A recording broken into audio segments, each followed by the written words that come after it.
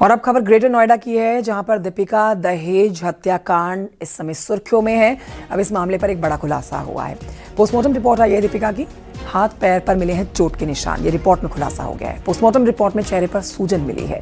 2 doctors के panel ने दीपिका का पोस्टमार्टम किया है। कमर, पेट पर गहरे घाव के निशान मिले हैं।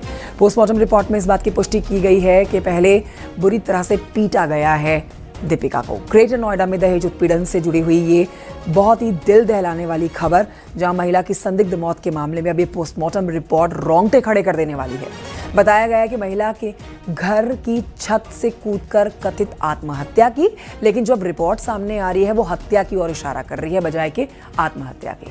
मृतका के परिजनों ने पति और ससुराल पक्ष पर दहेज के लिए पीड़ित करने का, प्रताड़ित करने का, हत्या के लिए उकसाने का आरोप लगाया। पुलिस मामले की गहन जांच कर रही है। एफआईआर दर्ज कर ली गई है। पति और ससुर को गिरफ्तार कर लिया गया है। हिमांशु और जानकारी देंगे। हिमांशु, बहुत ही हैरान करने वाला मामला, आत्महत्या बताया गया था लेकिन अब पोस्टमार्टम रिपोर्ट कह रही है ये हत्या है। बिल्कुल, देखिए आपको बता दें, पोस्टमार्टम रिपोर्ट आई है और इसमें इंटरनल और एक्सटर्नल इंजरीज की डिटेलिंग की गई है और उसमें बताया गया कि कई जगह कंट्यूशन यानी नीले पड़ने जैसे निशान है। इसके अलावा जो है स्क्रैचेस जिनका जिक्र था, स्क्रैच के निशान है, तमाम ऐसे गहरे चोट के निशान है और साथ ही कई जगह ब्लीडिंग की भी शिकायत है। चूंकि देखिए शव जो है वो बताया जा रहा है तीसरी मंजिल से, चूंकि शुरुआती तौर में यही बताया गया कि तीसरी मंजिल से कूद के आत्महत्या की गई है और तीसरी मंजिल से गिरने के दौरान ये तमाम चोटें लगी हैं। फिलहाल पीएम रिपोर्ट में मृत्यु का कारण स्पष्ट नहीं किया गया है और उसमें स्पष्ट लिखा गया है कि बिस्तरा प्रिजर्व किया गया और अगर पीएम रिपोर्ट के अगर निष्कर्ष की बात करें तो शरीर के कई हिस्सों में गहरी और गंभीर चोटें लगी है और शरीर के इंटरनल इंजरीज भी हैं और एक्सटर्नल इंजरीज भी हैं। साथ ही अगर बात करें तो ब्रेन में यानी सिर के ऊपरी हिस्से में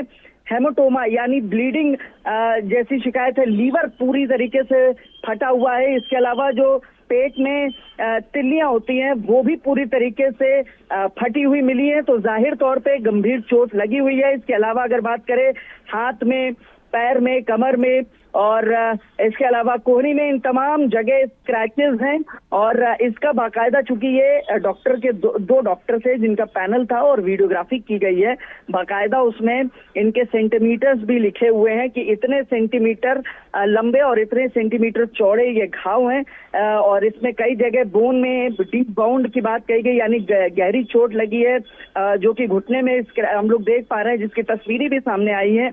और इसके अलावा दाहिने हाथ में, कान में, तमाम जगह चोटों के निशान हैं और अब चूंकि अगर बात करें तो बिस्तरा प्रिजर्व कर लिया गया और बिस्तरा की रिपोर्ट मैक्सिमम 70 दिनों में आ जाती है और देखना होगा कि बिस्तरा की रिपोर्ट में क्या स्पष्ट होता है, क्योंकि पीएम रिपोर्ट में बहुत स्पष्टता से लिखा हुआ है कि जो पीएम रिपोर्ट पीएम में जो बिस्तरा प्रिजर्व किया गया है, मृत्यु का कारण जो है वो बिस्तरा रिपोर्ट आने के बाद ही स्पष्ट हो पाएगा, लेकिन शरीर में इंटरनल और एक्सटर्नल इंजरीज दोनों पाई गई है पीएम रिपोर्ट में और जाहिर तौर पे ये चौंकाने वाली बात है।